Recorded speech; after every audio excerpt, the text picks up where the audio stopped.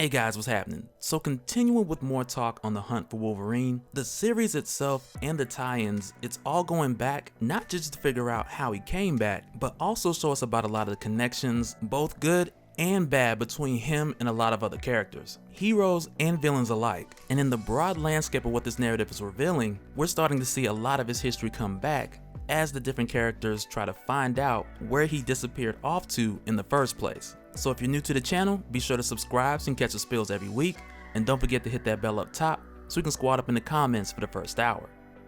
Alright, so just picking up from our last talk of how Wolverine was covered in adamantium and what's trapped in adamantium, we pretty much tracked his shipping all the way up to this point because he has moved around like crazy. And a lot of this we saw from the Wolverine series, where Doc in the X-23, they found his body encased in adamantium underneath all that wreckage of the destroyed facility, only to have Mr. Sinister then come and take him from them. And then from there, from Mr. Sinister, he was taken by the X-Men. And even though Mr. Sinister did have the body of Wolverine within the adamantium, he was never able to get it open, but he did steal the arm and eye of Daken, the son of Wolverine, which we also saw him use in experiments around that time. And that's the thing, I know a lot of the time that Marvel, they catch a lot of flack in the comics for not being as connected as DC. And that's the constant argument that I hear from a lot of people. But really, there are more connections than most people realize with the Marvel comics. They're just spread out into different issues. You just gotta go further, and eventually you'll start to tie certain things together. And I'm not trying to really compare the two, but DC's often used as an example for that. And I'm not gonna front on DC because they do it well. Sometimes a little too well. You start to think like, wait a minute, is this real?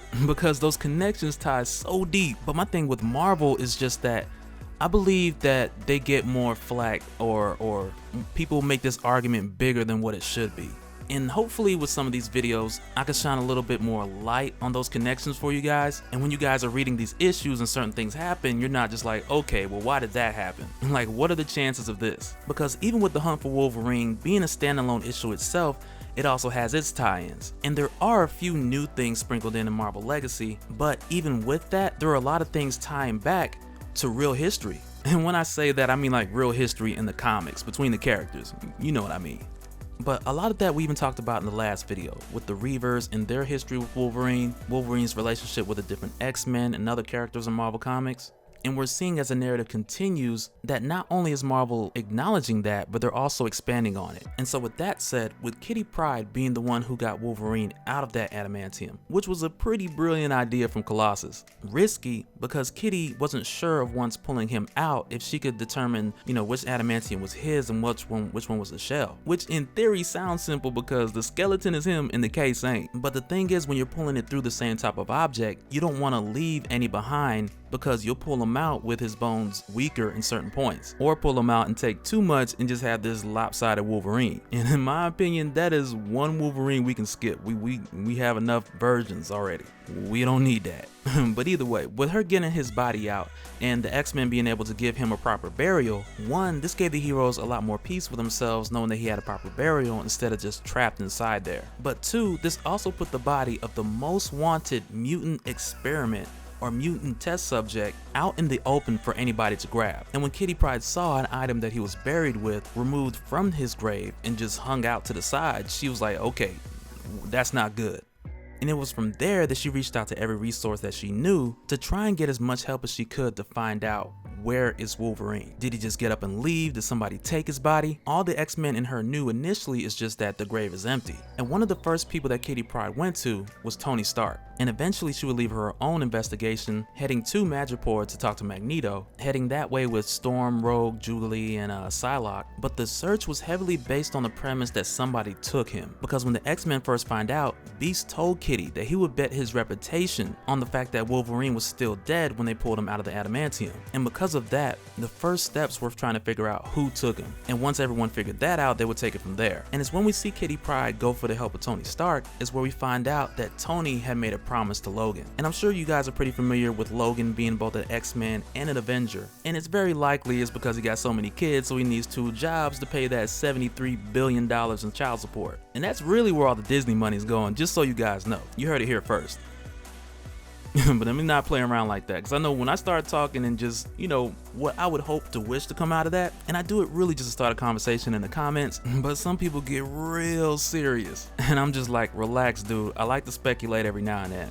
But seriously, at a time when Wolverine had once again sacrificed himself by detonating an explosive that could either be blown up at the point of full charge or hand triggered manually below full charge, causing much less of a blast radius, Wolverine once again put his life on the line, making the quick decision to detonate it himself so the explosion would only destroy the evacuated area. And a lot of people think like, oh hey, he's Wolverine, he'll be alright. But it's not like that, because even though his healing factor is super crazy, he doesn't know his limits until after the fact, which means in that moment when he makes that decision, he doesn't know if he's gonna make it. And anytime he's made this kind of decision to save other people's lives by sacrificing his own, it's really because it's the only option at that moment. And when this happened, Luke Cage was also there. And it is possible that Luke Cage could have taken the explosion, but him and Jessica have a daughter, and because of that, Logan couldn't let him take that risk. And the longer they waited and the longer this explosive would charge, the bigger the blast radius, so there really wasn't time to argue about it or to attempt to move it. And that's why Wolverine was just like, hey,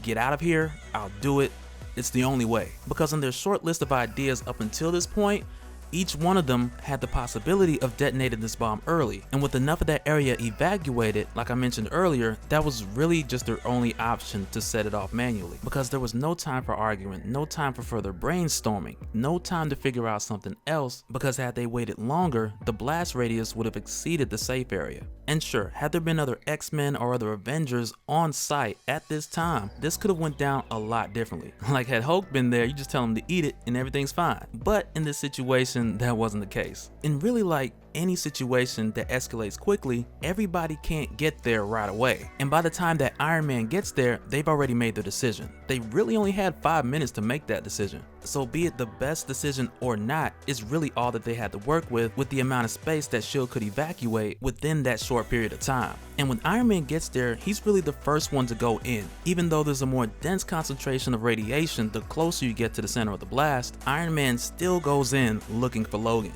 because there's still that possibility that he may still be in there. And when Logan first decided to sacrifice his life, Spider-Man made a promise to him before he left him in there. And Peter told Logan, like, man, if you get blown to pieces, I promise you I will pick up every piece and put you back together. But with Tony not being worried about the radiation, he goes in deeper first and does a more thorough search, and he actually finds Wolverine first, or at least what's left of him. And this is just done by looking, lifting rocks. Like at this point, Wolverine has no vitals. And by the time that he finds his body and identifies that it is Wolverine, when he gets in close, Wolverine is lifeless. There's a hole in his chest with no heart, just an adamantium cage with just sternum and ribs, which is why Tony didn't pick up any vitals. But at a moment's notice, like something out of a horror movie, Logan's eyes open, he pops claws and he stabs Iron Man in the head. No heart, no lungs, just an animal being reconstructed from what was left. Still on fire, by the way. And Peter, who's talking to him remotely, just fears for the worst. Like Tony is totally dead now. And Tony's probably on the comms like, I don't feel so good.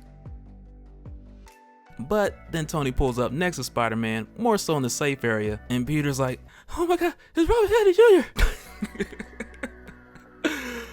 Oh, because he wasn't in the suit the whole time. He wasn't there. Good decision on Tony's part. But when this happened, Logan asked Tony, like, what would you have done had I been dead for real? Like, what would you have done with my body? Because Logan is well aware that there's a long list of people who want to replicate what he is. And it's in this moment, in this conversation, where Logan makes Tony promise him. He makes him promise not only that Tony wouldn't do any kind of experiment with his body, and Tony was like, come on man, like seriously, like I would never do that. And it's not like Logan believed that Tony actually would, he just needed him to say it. But he also makes Tony promise that at the time of Logan's death, that neither would he allow anyone else to further experiment with him again. And that's what really pushed Tony to really figure this out after Kitty Pryde came and told him that Logan's body was missing. And so, unrelated to everything that's happening here, Tony Stark already has moles in place who are often investigating different trades on the black market. And it's primarily to make sure that his weapons don't get into the wrong hands again and more of his new research isn't leaked out, but he constantly does this and has his ear to the street, so if it does happen, he's the first to know and he can go in and do something about it. But as a result of this, Tony gets the heads up on an auction that's taking place in a submarine where it is said that somebody there has the DNA of Wolverine. So of course, to obtain it, he heads out there with Peter Parker, Luke Cage, Jessica Jones. They head out there in disguise, really with the intention just to appear that they're going to buy it so they can find out who has it and eventually figure out where is Wolverine. And at an event like this, there's underground criminals from all over, and all of them are disguising their identities to attend this auction so they can purchase weapons, intel, with the security of being 100 miles off the coast of Guam and being 200 feet below sea level. And for that reason, they got on all kind of crazy disguises, and the costumes that they wear at the auction are more so to protect their identities from one another. But as far as the location, that's more so to protect them from any heroes barging in and taking down all these villains in a group special. And for those reasons, they're all in disguise, they're in a submarine in a moving location. And with it done this way, like anybody could just be there, especially with this auction being said to have the DNA of Wolverine. And with Tony and the rest here, like Tony Stark, he already has it set up like offshore accounts, untraceable, so when they do these secret transactions, it doesn't just point back to Tony Stark. And if for any reason they check his dummy accounts, he's not made before he gets the opportunity to get the information he needs. But when the auction starts and they open the first bid or the first item, they started off with the actual DNA sample of Danielle Cage, Luke and Jessica's daughter. Man, and when I tell you the look on their faces, like how did they get this? And yo, Jessica was triggered. And this ain't what they came for, but the fact that they found this when they got here, oh man, like could you imagine? But what's crazy is Jessica's outrage is kind of flooded in with the mass disappointment. Because one, Danielle's DNA isn't worth much because there's really no guarantee that she'll manifest powers. And even though both of her parents are superheroes, neither one of them were born the way that they are. And for that reason, Tony Stark, he just buys it for $30,000.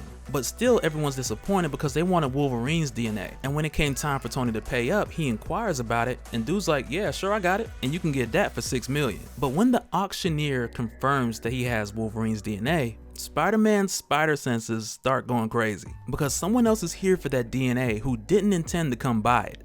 And that's Mr. Sinister. And he is pissed, like extremely pissed, because to him, he feels like they're auctioning off something that belongs to him. Something that was stole from him. And never mind that he stole it to begin with. He's been stealing DNA for decades. But the fact that these guys have somehow got their hands on it, like he doesn't like that at all. But at this point, with everything escalating to this level, like nobody's undercover anymore. Sinister's attack has compromised the submarine, and at this point, these guys just need to get Wolverine's DNA and more information leading them to where he's actually at. But at this point, Sinister isn't the only person in disguise at this auction, because another person also got a tip who's also interested in finding Wolverine. And I'm just curious, like who's giving all these people this tip and just collecting money like, oh yeah, I know where you can find that. Like, man, let me tell you, they got all kind of stuff in this submarine, man. They got this auction going. I'm telling you, man, whoever it was, like they let everybody know. But of course, this mysterious shopper turns out to be Laura Kinney, who at the time was all new Wolverine. And like we've talked about before, she is no stranger to Mr. Sinister. And because of that, when she pops up, she really takes a page out of his book. And much like when he appeared taking Daken's arm and eye, as soon as she appears, she cuts his hand off. And I know wherever Daken is, he would be exceedingly proud.